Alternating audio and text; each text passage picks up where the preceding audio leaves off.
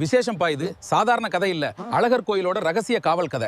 மதுரையில இருக்கிற அழகர் கோயில்ல இன்னைக்கும் 18ஆம் படி கருப்பன் காவலா நிக்கிறான்னு தெரியுமா? கேரள நாட்டுல இருந்து 18 நம்பூதிரிகளை ஒரு மன்னன் அனுப்புறான். ஏன் தெரியுமா? உலகத்திலேயே அரிதான அபரஞ்சி தங்கத்துல உருவான அழகர் சிலையை திருடிட்டு வரணும். அந்த 18 பேருக்கும் காவலா வந்தவர் கருப்பசாமி. கண்ணுல மைய தடவி மந்திரம் சொல்லி அழகர் கோயிலுக்குள்ள யாருக்கும் தெரியாம ஒளிஞ்சுக்கிறாங்க. அழகரோட சக்தியை குறைச்சாதான் சிலையை தூக்க முடியும். ஆனா அழகர் இதையெல்லாம் பார்த்துட்டு கோவில் அர்ச்சகரோட கனவுல போய் சொல்றாரு, 18 பேர் உள்ள ஒளிஞ்சிருக்காங்க, என்ன திருட வர்றாங்க.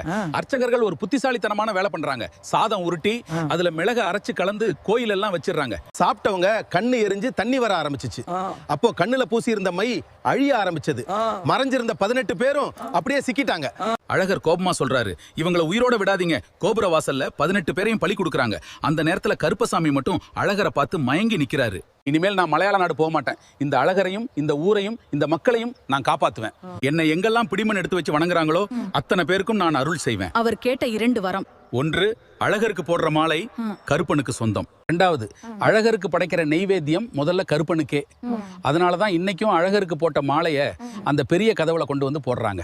ஆடி மாதம் மட்டும் அந்த 18ஆம் படி கதவு திறக்கும். அதுக்குள்ள போக தகுதி இருக்கிற ஒரே சாமி சக்கரத்தாழ்வார் மட்டும். ஏன்னா அது சாதாரண இடம் இல்ல, 18 பேரை பலி கொடுத்த இடம். அழகருக்கு அபிஷேகம் செய்யற நூபுர கங்கை தீர்த்தம் கூட முதல்ல கருப்பனிடம் சொல்லிட்டு தான் உள்ள போகும். அழகர் வெளியே கிளம்பினாலும் திரும்ப உள்ள வந்தாலும் முதல்ல சொல்லப்படுறவர் 18ஆம் படி கருப்பன். அதனாலதான் இன்னைக்கும் அழகர் கோயிலின் உயிர்காவலனாக கதவிலேயே அருவுருவமா நிக்கிறார் நம்ம 18ஆம் படி கருப்பசாமி.